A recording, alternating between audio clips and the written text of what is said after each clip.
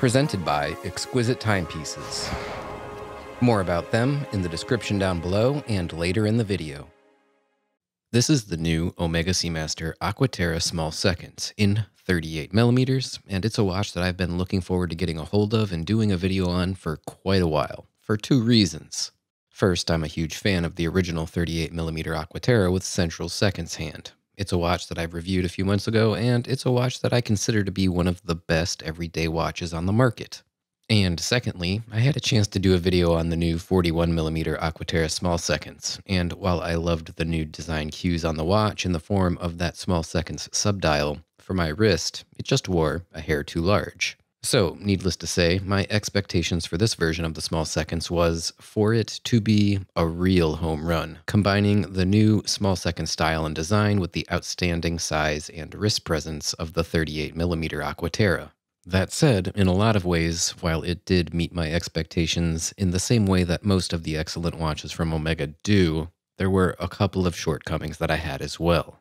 But before we get into all of the pros and the cons of this watch, a quick overview of the features and specifications. Coming in at a retail price of $6,300, this version of the Seamaster Aqua Terra with small seconds and 38mm is $600 more expensive than the standard three-hand version of the watch, which I guess is to be expected since it's a watch with a slightly modified movement and of course it's a new release. This watch does come in at 38mm in diameter with a thickness of about 12.5mm. It also has a lug-to-lug length of roughly 45mm and a bracelet that attaches between the lugs at 19mm. Overall, this is standard sizing for the 38mm line of Aqua Terra watches. This watch also has most of the expected features from the Aqua Terra line, including 150 meters of water resistance, a domed, scratch-resistant, anti-reflective sapphire crystal, stainless steel watch case and bracelet, and an 8800 series master chronometer movement.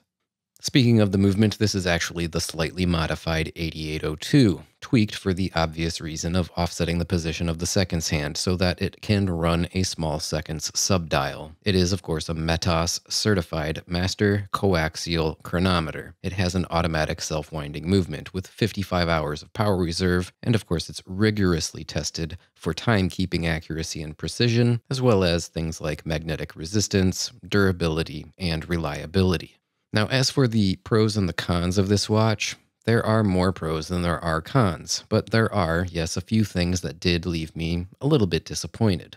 As for the pros, obviously, you get the outstanding Omega quality that we've come to know and love, and the fit and finishing on the watch case and the bracelet are outstanding. But of course, no surprise here. I expected that, and it's one of the reasons why I love the Seamaster Aqua Terra in general. Then there's the size, and it's the standard 38mm, and it's great, at least for me. I have a 6.5-inch in circumference wrist, and I very much prefer the fit of these models to the larger 41mm version of the watch. I think the 38mm is the perfect sweet spot for my wrist, but of course, for folks with larger wrists, definitely check out the 41. It's an awesome watch as well. The other thing that I really love about these watches, and it's the thing that makes them so great, is the versatility. It is absolutely a go-anywhere, do-anything watch that also straddles the line between full-on sports model and something a bit more classy that could also double as a dress watch if you were to fit the right high-quality leather strap to it. The Aqua Terra really is one of the very best everyday watches that you can get, at least in my opinion. So, what left me disappointed with this one?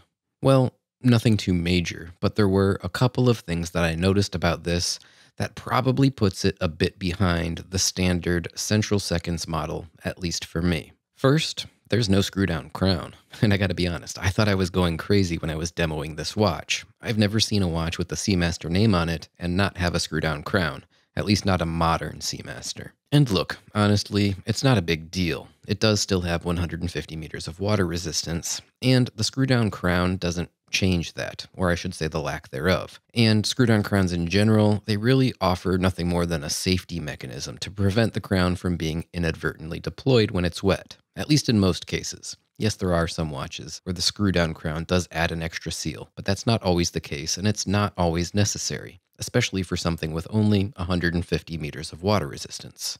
But that said, it is a Seamaster, and I was expecting the screw-down crown, because the standard 38mm version of the Seamaster Aqua Terra does have a screw-down crown. The other thing that didn't quite hit home with me was the dial. And it's not to say that it's a bad dial, it's really nice, but when I compare it to the 41mm version of the Small Seconds Aqua Terra, I'm just not as impressed with this one. You'll probably notice a few things about this dial right off the bat. First of all, there's no minute track graduations on the outer edge of the dial like there is on the 41mm version. Next, the hour markers, which they are very nicely done, aren't the same design as the 41mm. Omega calls the shape of these markers sailboat hulls, and I guess I can see where they got their inspiration from in that regard. But for my money, I prefer the more sporty triangle markers on the 41mm version. Finally, there is the Small Seconds subdial, and the seconds hand in that dial, as well as the date window, which on this model are all also significantly different designs. Now, I think it is a bit more classy and a bit more of a conservative design to be sure, but it is very different from the larger 41mm to say the least. So I guess that's sort of the takeaway for me on this variation. It's definitely a bit more dress watch than it is sports watch, based entirely on the dial design. And hey, maybe that's a good thing. Or maybe not, it depends on your perspective. Now, I will say that I don't think that it's a bad thing, but between the two models, I do prefer the style and the design of the 41mm dial better. Overall, the dial difference was mostly a surprise because I don't think there's really that big of a difference between the standard Central Seconds Aqua Terra in either the larger or the smaller sizes. They're very similar watches, just with a slightly different overall scale. So on this watch, I was kind of expecting the same thing, basically a smaller version of the 41mm, and you're getting something just a little bit different. Be that as it may, I think what Omega tried to do here is make this 38mm version a bit more, perhaps, gender neutral, trying to bring out a watch that would work for a lady as well as it would for a gentleman. And perhaps that is the case, but whatever their reasoning, there's no arguing that it is, of course, a super high quality watch and it's a great value as well. So I would highly recommend checking it out if you like the somewhat more classy look of the dial than the more sports watch inspired larger model. Alright guys, thanks for tuning in and checking out this one with me. And of course, thanks to Exquisite Timepieces, my channel sponsor, for providing me this watch on loan for the review. Do me a favor and stick around for a quick word about them. And if you're interested in this or any watch from brands that they are authorized dealers of, definitely give them a call. I can't recommend them enough. This video is presented in partnership with Exquisite Timepieces, located in Naples, Florida. Exquisite is an authorized dealer of dozens of watch brands, including Seiko and Grand Seiko, Omega, Oris, Blancpain, Breguet, and many more. Exquisite also has an amazing selection of pre-owned watches with new inventory coming in daily.